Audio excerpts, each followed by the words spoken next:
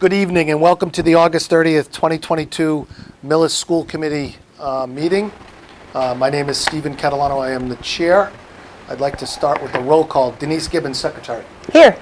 Robin Briggs. Here. Welcome back, Miss Briggs. Oh, I should turn this on. Hold on, I forgot. It's good to have you back. Mr. Conroy. Here. It's been a quiet summer. And Miss Roach will not be here. We do not have a teacher rep tonight.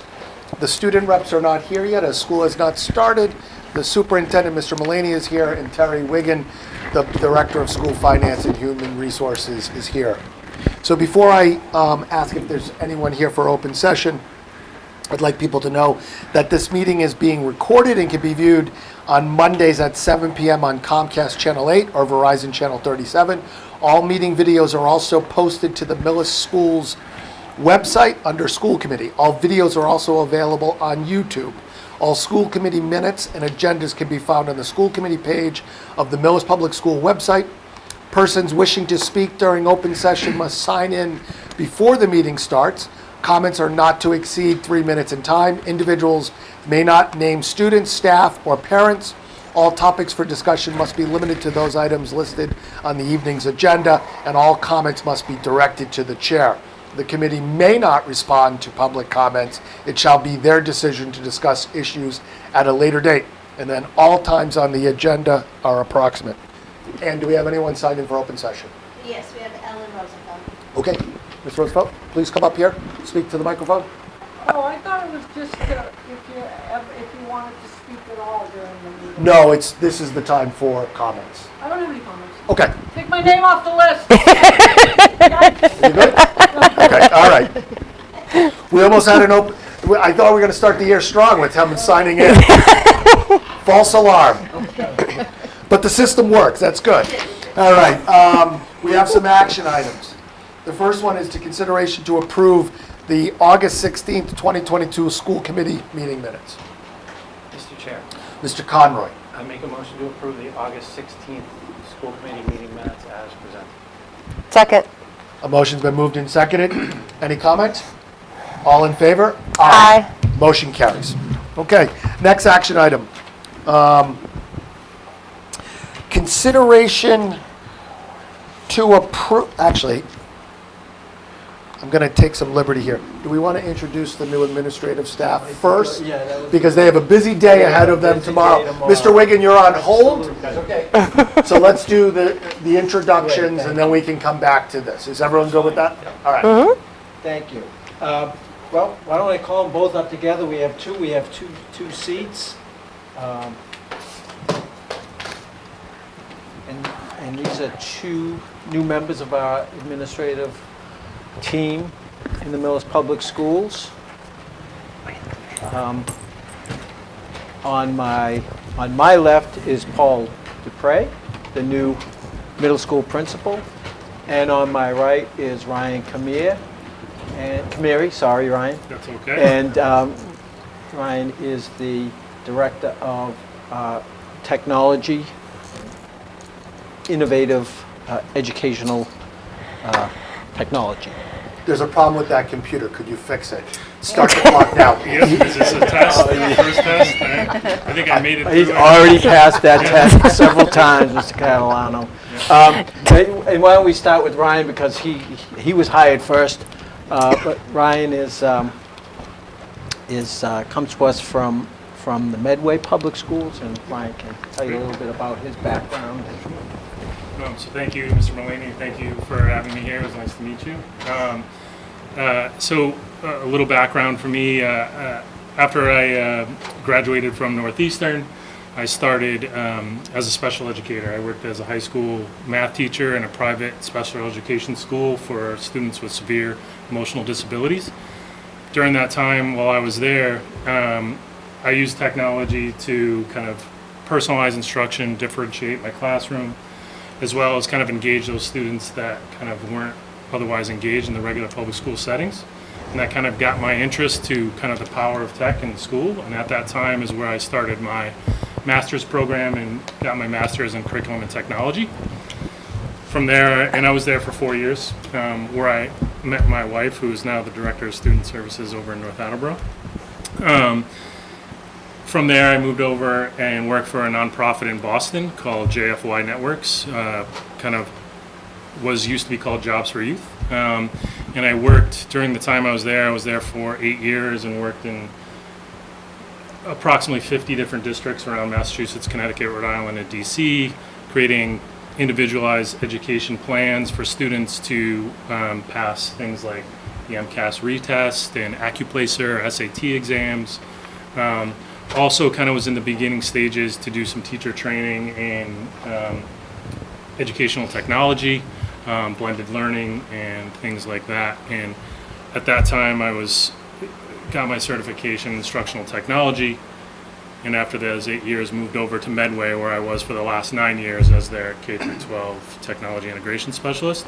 So don't have to travel long to come down here. And upon hearing about this job, very excited to kind of come on board. And it's been great so far. In the last month and a half I've been here, looking to be a kind of partner with all the teachers and the students, and kind of just seeing the best things that we can all do in terms of the technology, and kind of keeping Millis on the track that we're in, and kind of moving on and moving forward. So happy to be here and looking forward to the year and to seeing students tomorrow.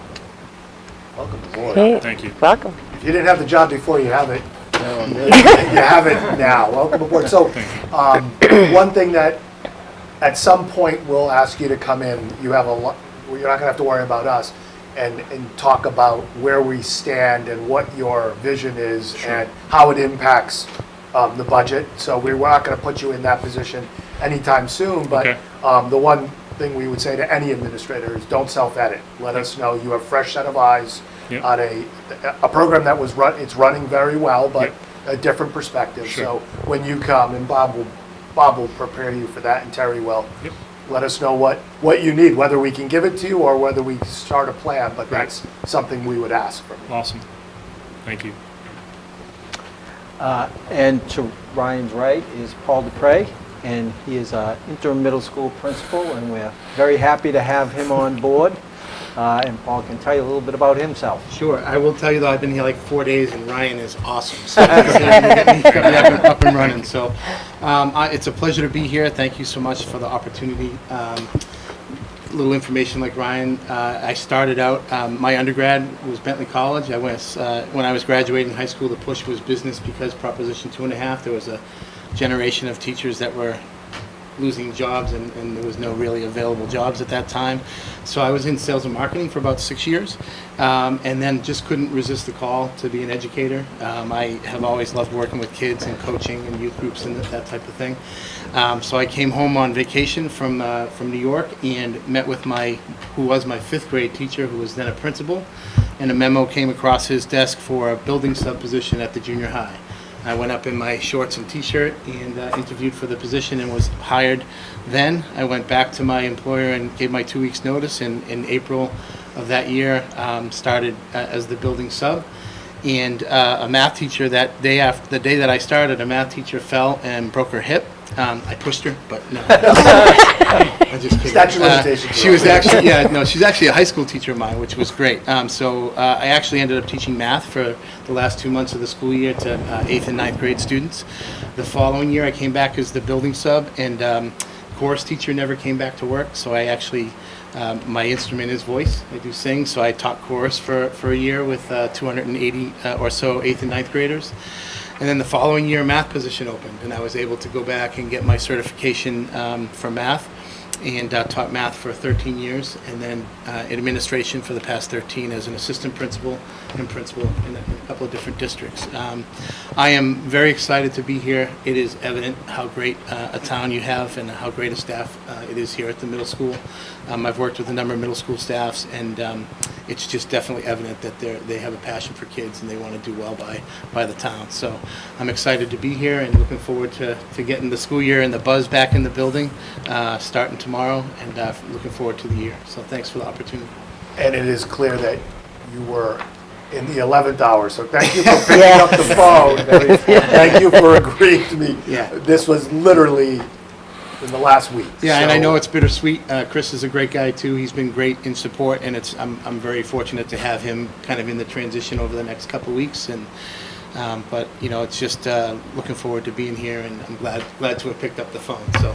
Thank you for both of you for being here. And just as a side note, in your school improvement plan that you'll have to produce, you're going to need to sing a little bit of it. I'll If you're in the chorus. do a little jazz hands, and I also coach soccer and basketball and anything I can get my hands on. So, Perfect. so I'm glad to be here. So Two great additions to the admin team. Thank you very much for Thank being you. here. thanks very much. Thank you. Thanks for getting. Have a good day tomorrow. Mr. Wigan, are you ready to come back to the table? I am.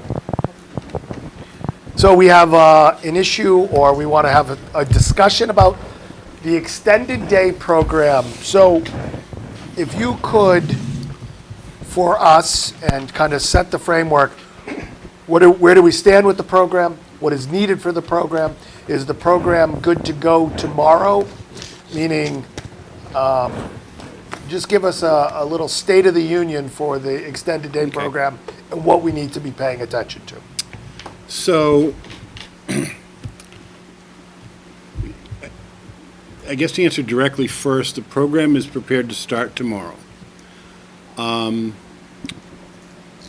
think right now we can, assuming we have no one out, we can meet the standards for leader. I'm going to use that term as opposed to adult, and I'll explain that in a second, to child ratio. What is that ratio? 10 to 1. 10 to 1. It is a little bit lower in the very little grades, like in preschool, like in the preschool wrap, it's more intense. I want to say that's either 8 to 1 or 7 to 1, if I remember what the preschool wrap is. But that's a different program, and we have got that covered as well, though that has increased dramatically as well, the folks in that program. I think where we're failing a little bit right now is some of the adults that we've had to assist in the program is where we're finding shortages right now. So while we're technically where we need to be, the mix is not what we would really want it to be or what it has been in the past. A little history of why this is here now is honestly, we did not know last spring whether or not we were going to be coming here with a program or we were going to be coming here to say we need to end the program. We didn't know what our enrollments would be. We knew we had a deficit for 3 years in a row. We could not continue to keep covering that out of budget. Frankly, for 2 of those years, it's cost you the ability to do some prepays. And so it was a long and hard look. And then the registration started to come in fast and furious. And we're not only at pre-pandemic levels, we're in some cases, a little beyond pre-pandemic levels. Again, preschool wrap would be one of those areas. At the same time, what we found was that if we just continued with year 3, if you remember 3 years ago, we did a salary wage schedule. If we just continued year 3, we weren't competitive with the marketplace. And I'm saying the marketplace, not necessarily comparing it to McDonald's or Target or anything like that, though we're tough there too, but just extended day, early childhood education centers. That would be the market we're comparing ourselves to. And so it was causing us a problem with recruitment, and it was causing us a problem with retention. We actually lost people, good people, who had worked with us in the past. So what I did is I proposed 2 things. I proposed a new 3-year wage schedule for your consideration, and I did propose a new 3-year phased-in fee schedule.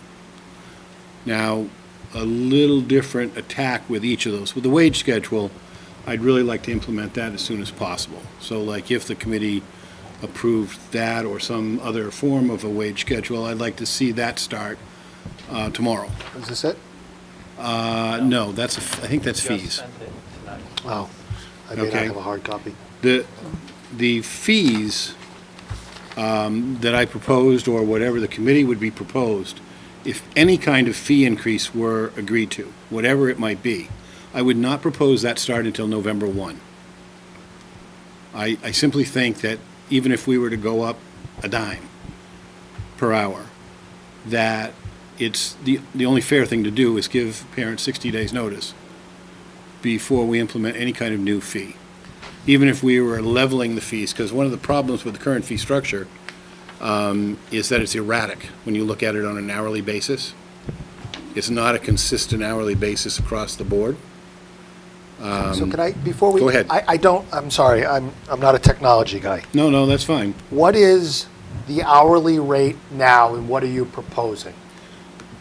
What we proposed, and it depends on the area, but for the most part, I tried to get some consistency. So, for example, Hold on. Are we Yeah. talking about salaries, or are we talking about, I'm not talking about the fees for the parents. I'm talking You're talking about salary for wages. staff. Okay. Sorry, salary for staff, you're talking about wages. wages. Okay, so it would vary depending on the position, but let me get there. There we go. We don't have to go through every single one. Just give me an idea of how much we're increasing. I may need Ryan too. What the heck is going on here? Break the glass. Ryan, you're up. What the heck? While you're looking for that, can I ask you a question? Are we confident that with this increase in salary, people are going to start applying for the job? Is that the issue? Or is there just a lack of people to do the job? I understand increasing the salary, but if we increase the hourly rate, which may be the right thing to do for our staff, is it going to open the floodgates on new staff? I think it will do two things. I really do. And both of the things we want to do. It will help us recruit adult leaders. It will also help us to retain folks that we have who have stuck with us and we value because of their experience and expertise. So I think it will do both things. Right now, the recruitment is a bit more of a concern to us, admittedly. But honestly, if we started recruiting people and then lost that even more institutional experience, that would be I a problem too. Give me an example of a rate. Okay, so for example, let me take a group leader 1. That's typically an adult, and that's the lowest level of an adult leader. We are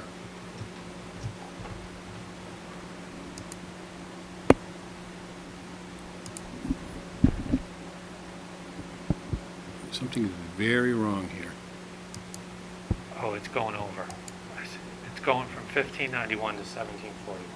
I'm sorry. 1591 I'm sorry, I looked at the wrong column. I kept saying, why did it go down? I was It didn't go looking at down. the same thing. Yeah, okay. Yes, it's going from 1591 to 1741. Okay? So that's basically, in year 1, okay, it's $1.50 increase. That's about 11.11%. Now, in years 2 and 3, that ends up being somewhat less. It's more in the 6.5% increase, because what happens is each of those, for example, to use that column again, okay, if you were to look at Group Leader 1,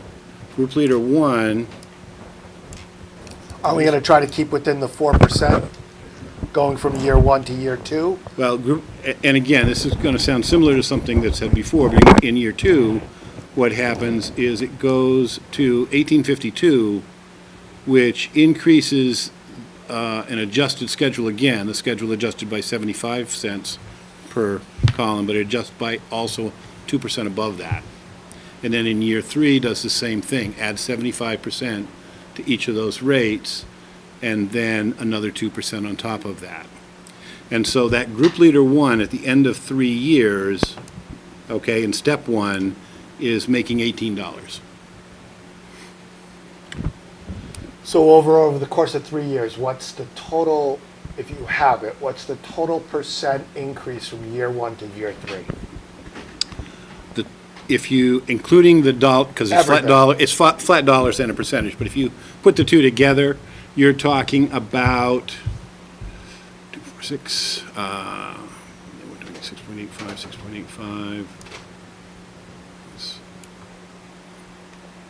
probably in the vicinity of a 25% over the 3 years. So over over where we're trying to target to be, but we have done some increases. But we try to stay within the 3 Well, to 4%. and again, the idea here, obviously, is to get the wage structure corrected, so that then, moving forward, 3 years from now, or year 4, I'm coming back, or somebody's coming back, and saying, all right, what we need to do is adjust the schedule by 3%.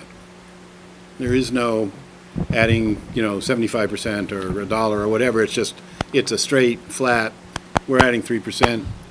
The steps have multipliers, and we go from there. So I support the idea of looking at adjusting wages so, one, we can recruit and retain and be fair. I don't think anyone on the committee would have an issue with that. My concern is, this is a fee-based program. And what's the impact on the parents? Because they're the second part of the equation, and we cannot look at one without looking at the other. And so, what's that increase look like? And in this case, just talk about percentages opposed to dollars. I absolutely will, and I actually did a little bit more refinement earlier this evening, so I could give maybe more specific numbers. Okay. So it all depends a little bit on how many days you're in the program, but I'll break down each one, okay? And I wasn't able to get completely through the preschool, but I can give you a good idea. So in the before school program, all right, if you're in 5 days, it is, if accepting the proposal for year 1, okay, for a 5-day person, it's a 36.31% increase. For 4, 3, and 2-day programs, it goes up. It's a 51% increase. All right? Now, that's based on adjusting the rate to $6.50 an hour. And that $6.50 an hour, if you looked at the tuition survey, kind of put us in the middle of the pack. Didn't bring us to the top. Top is like $12. But it put us in the middle of the pack. Now, in years 2 and 3, my proposal just added a quarter. So now, if you were to, say, accept that, year 2, based on that, would only be a 3.85% increase, regardless of how many days you're in the program. And year 3... Wait, I'm sorry, go back. So the first year is how much? The first year, let's use the worst-case scenario. First year is a 51% increase in the after-school program. I mean, in the before-school program. Excuse me. It's lower in the after-school program. So in the before-school program in years 2 and 3, it's 3.85%, and it's 3.7%. Goes from 50% increase, Right. so it's really 56% from year 1 and 50-something, because we can't ignore. Right. I understand. All right. So- over the 3 years, it's a dramatic increase. So, I'm sorry, if others have questions, I have a couple more questions, and then, but jump in at any point. I will speak for myself, but others in the committee have echoed the same thought. We have looked at tuitions for kindergarten and extended day and other programs. I don't care about other schools. I understand why you provide that. I care about this district, and I care about the impact on both the teachers and staff and the parents. So I'm not in a rush to compete with Medway or Wellesley or Hopkinton, right? I'm speaking for myself. I don't care what they charge. I'm concerned about potentially, I wouldn't support a 51% increase. I don't need to belabor the point on that. So the question is, without that 50, and I know you only picked one, without that 51%, we don't break even, correct? So have you refined the absolute, based on enrollment tomorrow, break even point? I wouldn't say we don't break even, okay? We would generate a positive fund balance for the first time in 3 years that would be approximately $27,000. Now, the program had historically carried a fund balance of around $100,000, and I think I did a calculation of if we were to carry or try to get to the point of carrying a 3-year balance, a 3-month balance in case something happens, that it's in the vicinity of $110,000 that you want to have on hand, and that's more or less what happened before COVID. But, So go ahead. So if we do nothing, you're now saying we're going to generate a $27,000 surplus this year? No. No, with the increase. With the increase, we would generate a $27,000 surplus this year. Part of that is because of the delay of implementation. So with a 50% increase, with those percentages, 36, 51, 52, 53, and 37 for after school, we would generate a $27,000 surplus, assuming a wage increase is the proposed wage increase is also factored in. Yes. Yes. And not only a wage increase, but benefits increases. Yeah. Because again, this is a unique program compared to all of those other programs, because it's an optional program, the town charges us for benefits, or charges extended day for And if we do benefits. neither, we're scheduled to lose $34,000. Correct. Which is an improvement, Right. But it's still a loss. Roughly half. What? So depending on what we did with the wage increase, half of the increase would be needed to break even. Well, I could appreciate the idea of a fund balance, and we've done that with other programs. I can't wrap my head around 10, 20, 30, 40%. Obviously this is the first conversation. Could you look at what we need, and I know this is difficult, but work with us, to break even and what that increase would look like? No, absolutely. This is, as I said, I think yesterday maybe, this was very preliminary information, so clearly with a little bit more time, we can give more refinement to the figures. And with more refinement, obviously, comes better data. So not only does the expenditure estimates become more refined, obviously, when you do that, then we can come back and say, well, if our expenditure estimates are really going to be this, obviously now we don't need, or we need more, one or the other. But I mean, basically, we can hone in what we need for revenue. And a side note, these hourly rates, how do they compare to the para contract? They're lower. How much lower? Sorry, if you don't have it. No. Chair, I can help a little bit only because I pulled up, sorry, Terry. I pulled That's up only fine. because I had it because I owe Bob a response actually on an email. So in the proposed salary increase, year one, step one, Are you talking paras, Denise? yeah, so I'm talking in the extended day proposed salary grid. Step one for year one is lower in leader in training and group one leader. Group two leader, site coordinator, admin assistant, behavior assistant are all higher than step one, year one of the para contract. Right. I have some, so based on what I've heard so far, the fee discussion is a beginning discussion that starts tonight, and we have additional discussions to follow, because even if anything were to be implemented, it wasn't going to be implemented for some period of time. 100%. The piece that I think Mr. Wigan asked and was hoping that could be in place tomorrow was on the salary grid. So can we wrap the fee discussion and maybe focus on the salary grid discussion a little bit? How are we going to, we do But the one salary time, grid the and other we don't do a that's the fee problem. increase, how are we going to cover that? If we don't do a fee increase, Yes. well, again, I think one of the things lower that is Salary. part and parcel of honing in those revenues is we know we've had a dramatic increase of participation. So we know we've got more revenue for the first time since 2019. It's up, at least 25%, probably more like 30.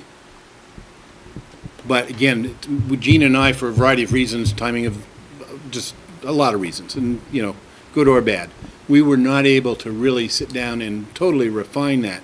If we now can sit down and say, all right, we'll literally go through and we'll count kids in days and we'll literally do it piece by piece. and say, okay, this kid is going to be here Monday, Wednesday, and Friday, and they're going to be in after school, but they're not going to be in before school. Well, that's going to generate a number. And if we can do that with all 160-odd kids, okay, we can give a pretty accurate estimate of what revenue is going to be. So that's the first piece of it that we can do. And we have a waiting list, so if we could hire more staff. We have a could bring more waiting list, people so in. if we could hire more staff, we could add people. So I agree with, I don't want to tie tonight's decision based on the fee increase, but I also don't want to do something that we're forced ourselves into a fee increase. Yeah. In 3 months. I apologize. My request to talk about the salary schedule was based upon my level of discomfort with approving anything for the salaries tonight, and also with looking at drastically reducing what the proposals are on the salary. Okay. Because I absolutely agree, the two are tied together. If we could have an idea of some number that we would be comfortable around, I think that helps us with how much the fee increase might need to be. So, yeah, I, for a number of reasons, struggle with double-digit rate in wage increases that we're going to turn around and then say to families, you now have to pay that plus more percentage. And oh, by the way, we're doing this, school starts in less than 12 hours.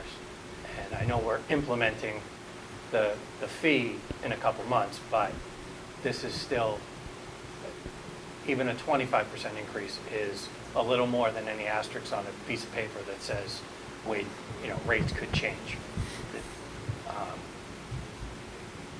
I would like this, I think we should set some parameters on the wage element, and then that would drive what a break even would need to be, which would then determine, and even then, I think we have to also have a hard discussion about timing, because I have a really hard time with the fact that we're just having this first discussion tonight. I get it, like, it is what it is, but one other question, because we're talking about this, and this is my own kind of confusion as this came out Thursday and Friday.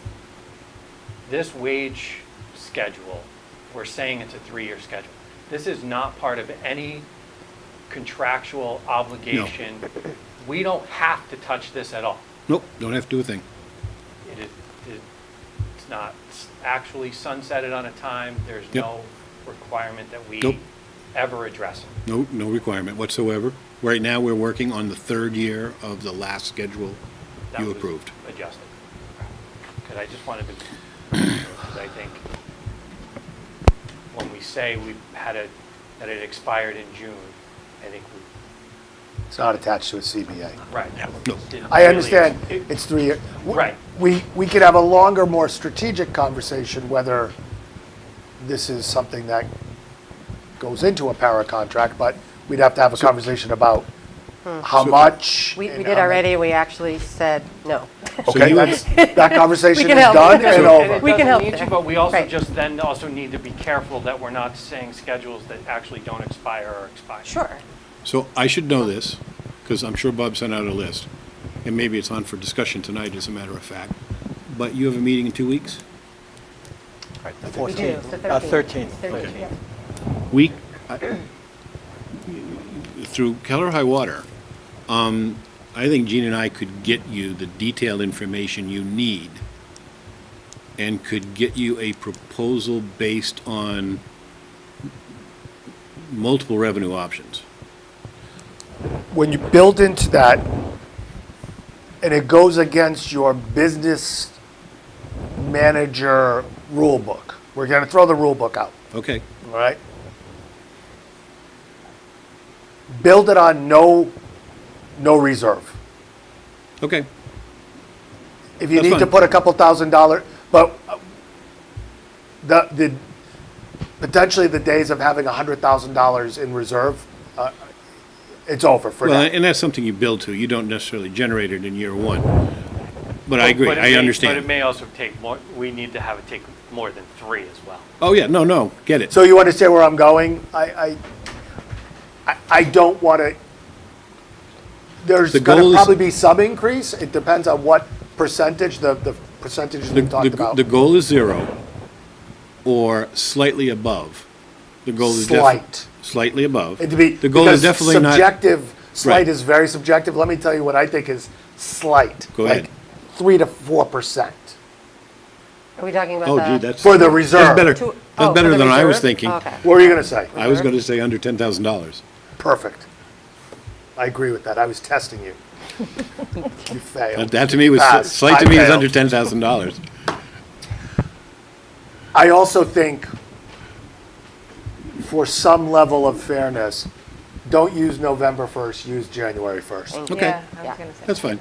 Because that is, Seems good. we get through the first part of the year, it's January 1st. If, whether it's just optics, it feels better than saying November 1st. Use January That's fine. 1st. Well- Mr. Chair, Yes, uh, Ms. Gibbons. back to Mr. Conroy's point. So to help Mr. Wiggin, can we talk a little bit just about what type of salary increase as it relates to the grid? Please do. So we've been fairly consistent across the board with no more than 4. So. All in. All in, yes. So Okay. including steps and whatever we're adding. So I'd like to see us remain consistent with this grid as well and have that be the maximum number for the increase. I'm fine. I have no problem with that. And it's 3 years, so if the average is 4, I mean, we tend to do this, right? So if we come out with an average of 4 across the 3 years, if it looks a little different in one year than the other. And again, I also look at it as, given all of the other hiring issues that us and every district is having for various types of positions, I don't think that any rate increase that we would put, and even the one that was proposed in here, is going to also all of a sudden generate a flood of people on September 1st who haven't already been looking for jobs for the last 2 months and getting multiple offers. You know, like these, if people were looking, they'd be looking. So we can. I'm sorry, go ahead, finish. Mr. No, Conroy. just, I don't think that the rates are drastically driving a lack of people. And Ms. Gibbons, I understand your point, and I know that that is commitment. I would also acknowledge that in some of our negotiations, we've adjusted grids that have increased slightly over the course of 1 year to another. So I'm not suggesting we do 8 and 9% just to do it, but Terry, you're hearing what I'm saying, I that am. 4 is, I think, what we should target, but if there's a little fluctuation, we can have the conversation, because I think sometimes that plays out when because our grids have been a mess. I think we're finally getting to a place where our grids are consistent. We're working on a contract now where that's our intent, because there's 4s and 6s and 2s, and Yep. they're all over the place. So the byproduct of, even though this is not attached to a CBA, the grid work, and they get fluctuated around. So, and then last question for me, on the RAP program, Yes, the preschool before and after, yes. isn't all of the kids in that program, are they on IEPs? No. No, not all. They don't have to be. Necessarily, No. not necessarily. Okay, No. I thought, okay, so, No, not necessarily. because we should remove that piece Right. out of it. So this is all tuition-based? It's all tuition-based, yeah. Okay, okay. Mr. Chair? Oh, Yes. sorry. Go ahead, Robin. I've talked a lot. Oh, Mr. Chair, I would just like to put this on our agenda in like May going forward so that families know like what Yes. the rate is starting in September. Like a lot of you guys have said, like it's going to be a shock that all of a sudden the rates are different, right? So I think that like I agree. we need, going forward, like we need to have this done before.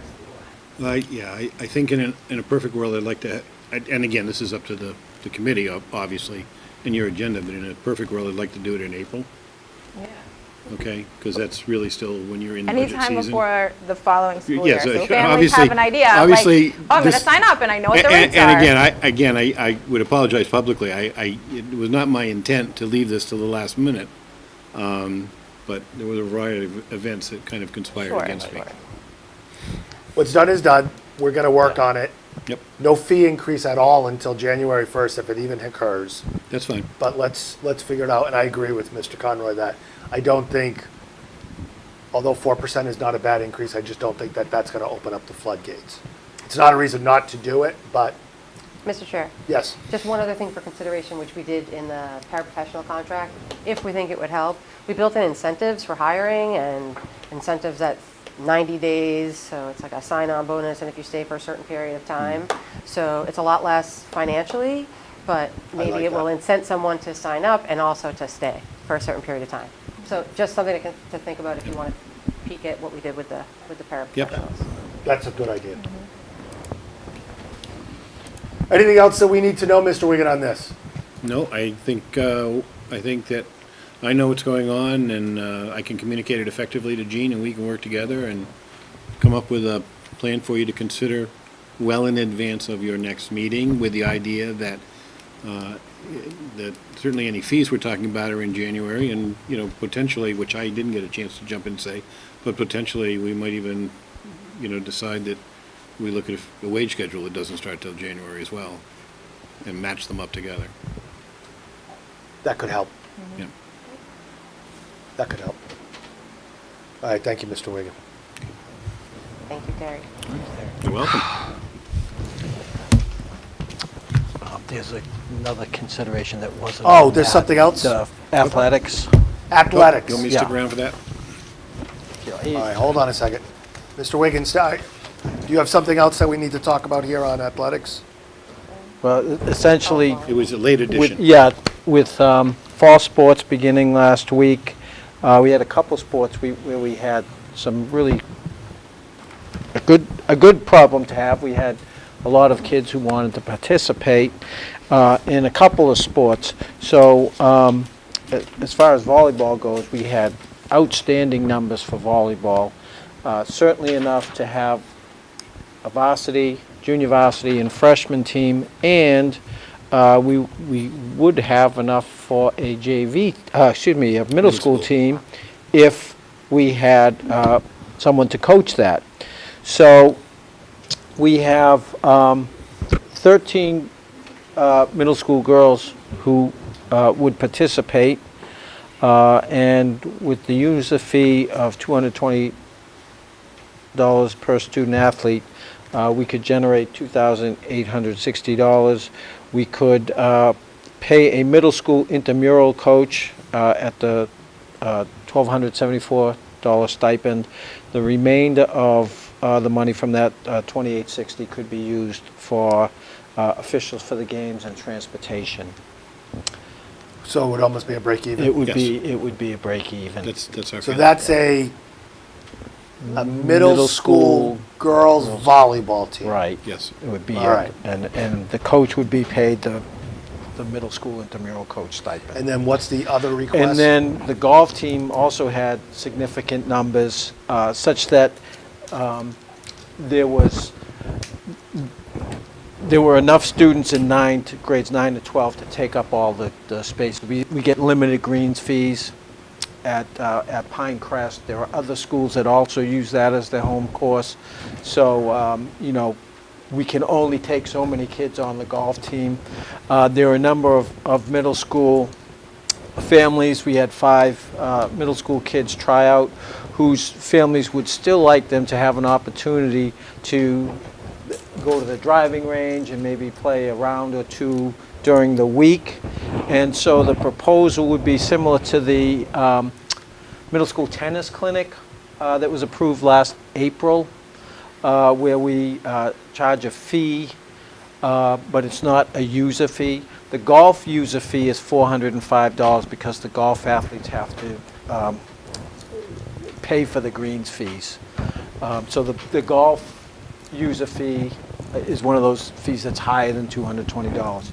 So what we're proposing is a middle school clinic or intramural program where the participants would pay $300 to practice 1 or 2 times per week on the driving range, hopefully with some being able to do some rounds of golf, pay for greens fees. And that would be under the supervision of the varsity and JV coach. The coaches would not need any additional compensation because it would coincide their work with the varsity and the JV teams. It would be just those days where Pinecrest had available time, available greens,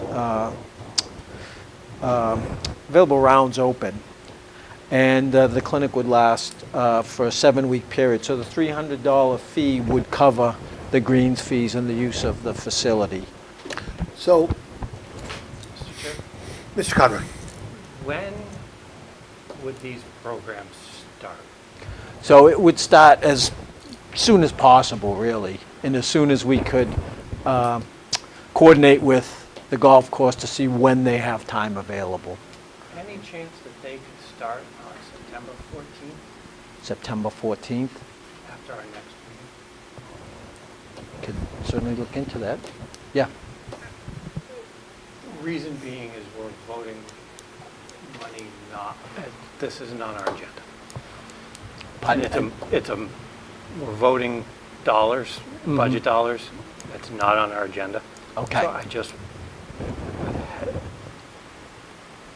be careful about it, if it can. If we can't, do we have existing staff that can cover this now? So it would be the varsity and the JV coach. So we're not, So it wouldn't be not paying the new coach. money. It's just the $300 just covers the greens fees over what's it. that? I think I don't want to golf hold yeah. golf is actually less, based on what I read in the memo. Like the user. $300. Yeah. We're not hiring any additional staff Right. for golf. It's an For the extension of the intramural- existing user fee. The intramural coach for the middle school volleyball, Is a Is a like a new new hire. position. Right. would that person be willing to start the program and then they're, But it's also a position, yeah, it's a new, because it's not filled. It's in the contract, but it's not a filled position, so it's a new position. it's on the grid? Right. Right, we have We're the, not creating, but it's a position that's never been filled. It's a new we position. haven't had the need. Can we start, Right, can we right, start right. and then vote on the 14th? And their compensation doesn't start until the 14th. We- I The don't wanna hold up compensation kids. would be the Yeah. same, though? I mean, it would be the, Yeah, it's We just- could adjust it. Yeah, we just, We wouldn't typically pay stipends. yeah, because until- stipends don't get paid They don't till get paid until the end of the season anyhow. I don't want to wait 15 days for these. Let's let them I play agree, we volleyball. just Yeah, they also, can- we got to be, I understand. Yeah, I yeah. understand. So the other piece is,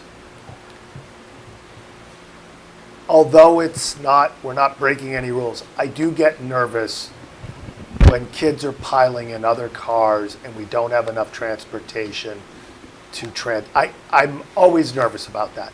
I was nervous when my son was getting into cars. I'm nervous when he's putting kids in his car now. I get that we get places.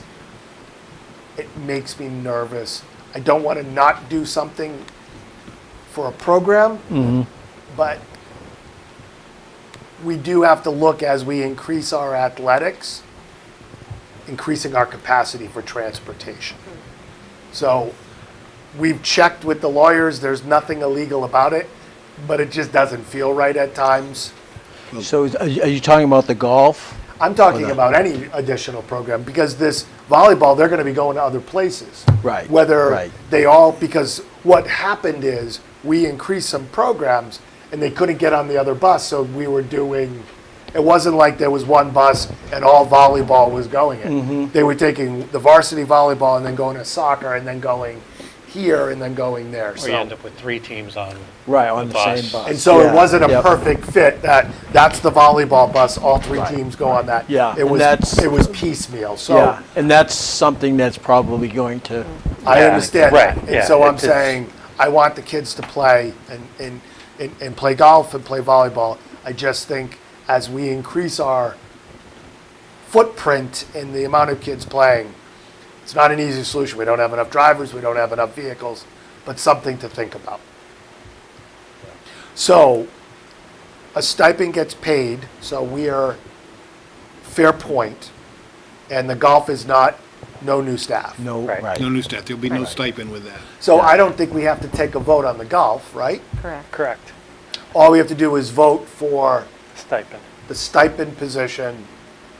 It would just be the Which we And can do and on the that will 14th. be Vote that okay, on yeah, the that would be 14th. okay on Right. the 14th. And then 13, yeah. Whatever the day is. Usually Right. And the, second- and the golf would be, this is what we'd offer to those parents, what, they may choose. Is not $300 to. fair? It's what, Yeah. it's the cost, it's what it is. Okay. And I know It's kind of Derek break even. Finney has spoken to some of the parents, and Break even is what we like, Terry, Break right? even. Go back Break to even. extended day, we can roll the tape back, break even. We might make $30 on it, but that'll be it. That's fine. That seems well within the plus or minus. All right, so so we can go ahead You can with the go ahead. golf, and we're going to continue the volleyball, but we'll vote on the stipend. and we'll the vote on the 14th. stipend. They're gonna get That'll paid. be fine. Yeah. I Thank don't you. see it being an issue. They will get paid. Yeah, that'll be fine. Yeah, and it's really nice to see all those kids playing volleyball. Yeah. It's impressive. Great. Last I had a meeting, very we high thought- vertical leap, Mr. Mulaney. I don't know if you know that. The Catalanos are known for dancing and vertical leaps. That's what Jack told me. I'm being sarcastic. I'm not gonna go there. All right, Mr. Run Wigan, while thank can, you. Terry. Start your homework. School starts tonight. All right, that is it for action items. The chair report, the MSB project update. Ms. Gibbons, do you want to update the committee and the audience on what happened last Monday? Sure. Last Monday, the select board approved the appointment of the school building committee members. As you may remember from Clyde Brown, one of the early items that we have to do for the MSBA is construct a school building committee, which will be the group charged with the definition and management from the town side for any potential project that might happen at the middle high school. So grateful that the select board approved that. It's Mr. Catalano and myself as voting members from the school committee, along with all of the current members of the permanent building committee as voting members.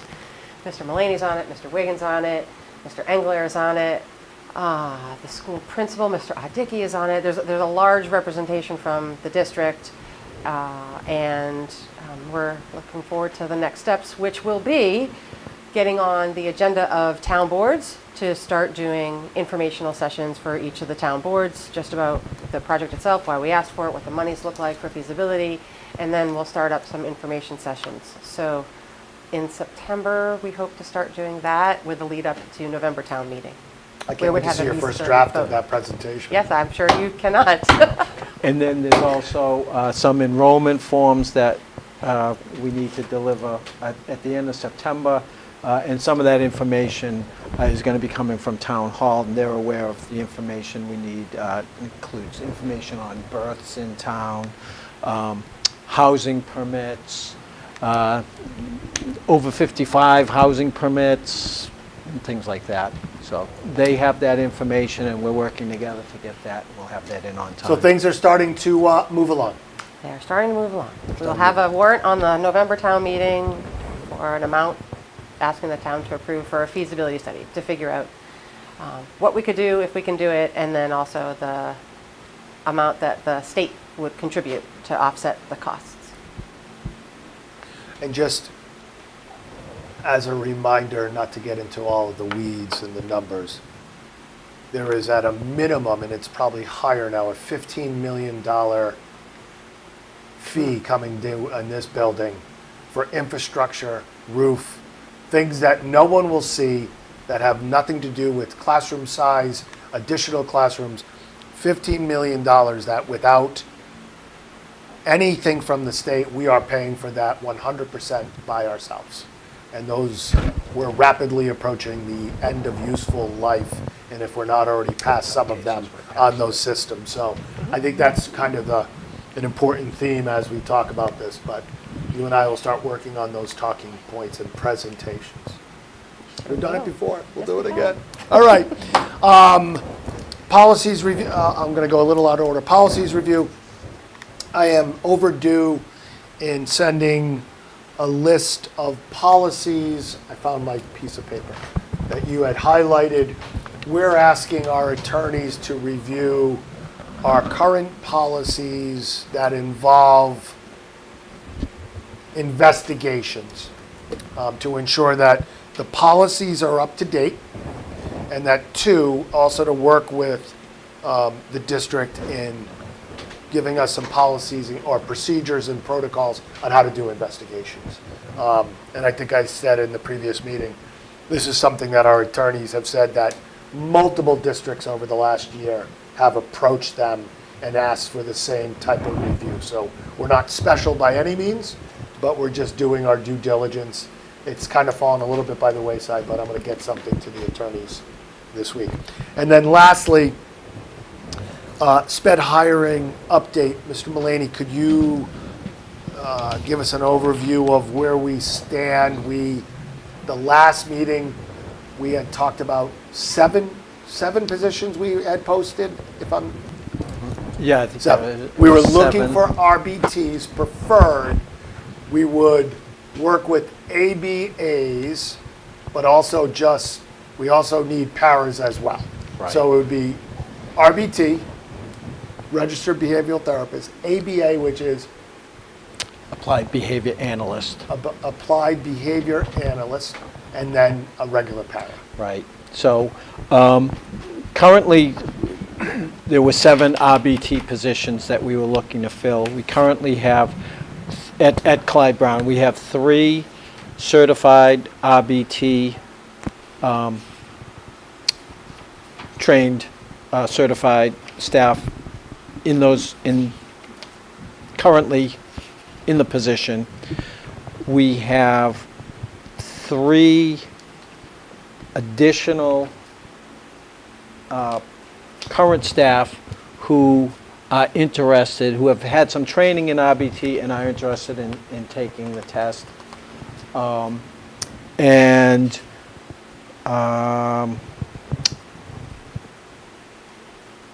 think, well, I'm wrong with my numbers, because we currently have there would be 2 RBT positions that we don't have someone either with the cert or going to take the exam. So we need to figure that out. We will notify families if we don't have the people with the certification. We have been able to hire a number of paras, again, in the 11th hour. And we're still looking to fill 2 para roles. Ideally, those 2 hires would be RBT certified. More likely, we'd be looking for someone who'd be interested in training and becoming RBT certified. And the MOU with Unit C paraprofessionals also has, as Denise mentioned, had some incentives for people getting that advanced certification. So currently, we have 1 open paraprofessional spot at the middle school and 2 open paraprofessional spots at the Clyde Brown. Any questions? Check it. Just, Speak up. just curious, so when we had that file, that middle school position was open. We actually moved somebody into that, and then it opened up. Right. So That why, is still open. So if that position was so necessary when we knew how many openings we had, why didn't we take one of the new ones and put them in the middle school? Well, we had someone that we thought we were going to be able to hire, and that person took another position. So at this point, The, But we created a vacancy at Clyde Brown. We purposefully created a vacancy that we now can't fill. Yet the middle school position that we deemed so important is now vacant, and we had 3 individuals hired, and we didn't put any of them in there. right, well, those paras were hired, they applied for the position as an elementary para. And again, we did have someone that we thought could take the position in the middle school. That person took a position at another school where that person was also a coach at that school. So, something opened up there. But again, if we have, we actually posted, and it's 8 paraprofessionals. There were 6 Clyde Brown and 1 middle school. And again, I just think it's interesting that if that middle school position was so important originally, that we were creating openings we knew we needed at Clyde Brown, that wasn't one of the top priorities when we did find external people.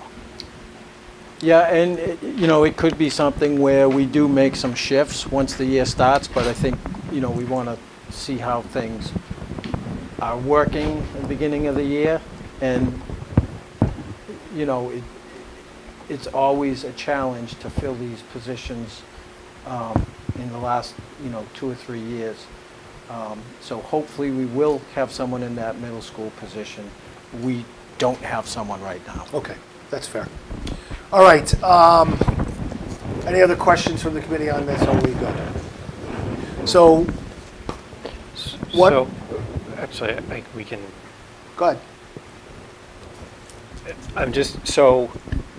I just want to be clear, and we can do it now, we can do it in executive session, because it gets, not specific names, but it gets into personnel, but so we approved 2 positions August 15th, because they were mandatory based on a move-in and a change in need. And yet those 2 positions, again, I get it, I just... Well, I want to talk about this. I want to talk about this in executive session. That's fine, that's fine. Let's talk about this in executive session. That's fine, because it gets into personnel. Well, that's right. We have it on the agenda to talk about executive session. We'll talk about it in executive session. Lastly, I'll come back to that. Sure. Lastly, we had a health and safety meeting. Mr. Mullaney loves our health and safety committee meetings. We had a health and safety committee meeting, when was that? No, last week. Last Thursday. Last Thursday. Right now, there are little or no restrictions at all from the state. It is wide open, but we decided to have a conversation. There is a new nurse in the middle school, high school. No, Clyde I'm Brown. sorry, Clyde Brown. We have a new nurse, and it's a good committee. I specifically asked if any of the teachers had any concerns, and it was very clear that at this point they appreciated the question being asked. No one in any of the buildings had any concerns that were raised to the union or to administrators. That is a very effective health and safety group that has had very detailed conversations in the heat of it, and I think it's a good communication. We probably won't meet every week, but we'll meet when necessary and then do some checkups. Is that fair? Yes. Okay. And then we have our blue sheets. I don't think we need to go over the resume, but if you wanted to kind of give a quick highlight, if I have these, if you want them, or do you have something? I can go into the folder. Would you like me to just read off who they are? What if, Okay. are we obligated to, I don't want to, we've done it in the past, what have we done? Well, I know Nancy used to go through, literally she'd read the entire blue, which I don't, but we also have a lot of. Yeah, we have a lot of new staff. When I was originally, but I didn't realize there were so many. That's And, right. and some of them are admin, which we've already met. Right. I had always thought if we just read through the name and the position, but again, How about we have an ESL teacher, grades 5 through 12. We have a para for the CFB. Is this okay for you? Yep. We have a grade 3 Spanish immersion teacher. We have we met the director of digital learning and innovative educational technology. In SIUA, Spanish immersion. Spanish immersion UA. unified arts, thank you. We met the interim middle school principal. We have someone appointed as the team chair for, 5 to 12. Right. what is that? Team chair, yeah, it's team chair for middle high school. Yes, special ed. Special education. We have a reading specialist. We have a new high school English teacher. We have a Spanish immersion assistant. We have another team chair for the SPED program. We have a school nurse, who I mentioned. A middle school social studies teacher. A BCBA, a middle school Spanish teacher. A high school guidance counselor. A para, a special education teacher for the high school, a para K through 1, and a special education teacher foundations 1. And we also have a couple of paras who were hired, who interviewed Friday, hired yesterday, so we don't have their So information yet. it's in flux. Yeah. Is she still going to be doing our custodial work as well? We're seeing if maybe we can get a little, but very happy about that. Yeah, so Robbing Peter to pay Paul, the but I get good, it. the good news is that we have all of our licensed teacher roles filled. And again, that went up to last Friday. But we're very happy. We're very happy with the quality of people we have. And, even those hires that we waited for, we just didn't get a body. We waited, and, it was good that we waited. It's a challenging time to hire teachers and keep teachers. So I'm very happy to say that we do have all our licensed staff positions as of 8:10 on Tuesday night before school starts. Mr. Chair. Yes.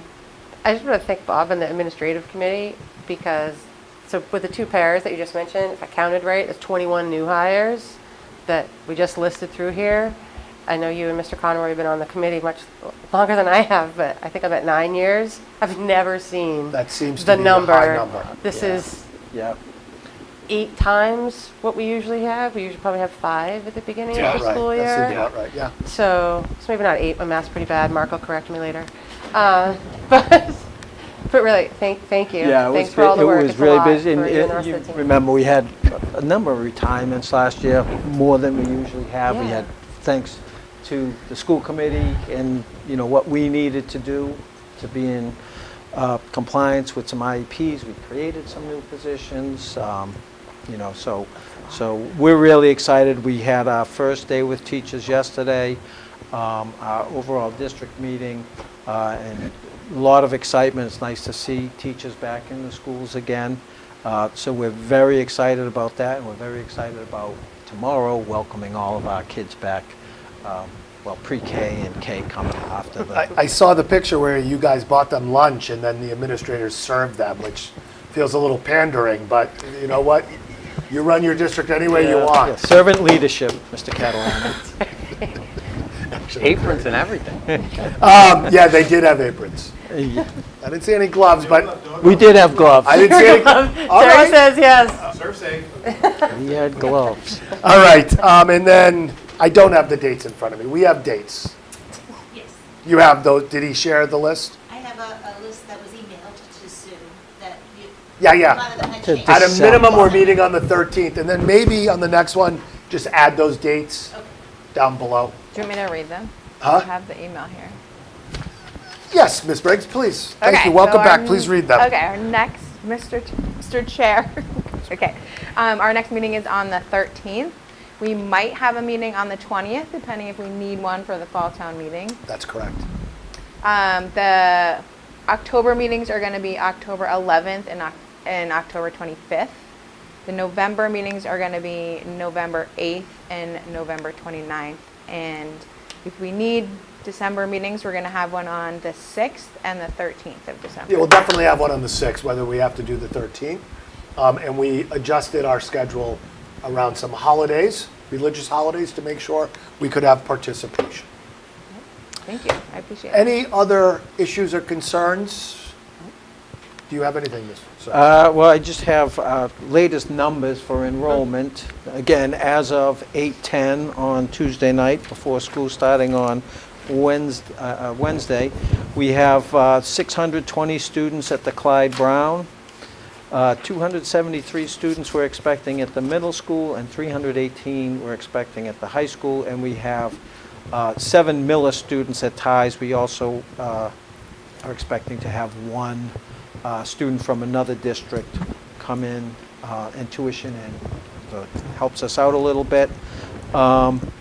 These numbers do fluctuate, particularly at the high school level, where sometimes you're expecting someone to be at Tri-County and they show up here, or vice versa. But right now, those are the numbers for in-district students. Excellent. Thank you. All right.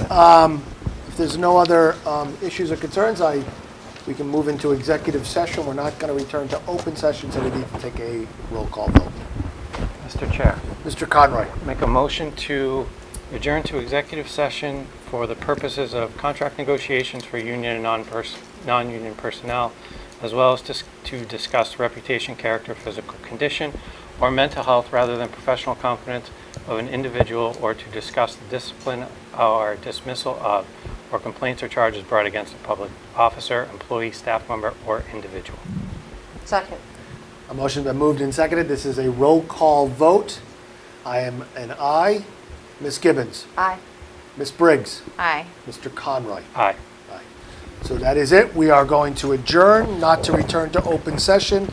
We will be back on the 13th. Good night.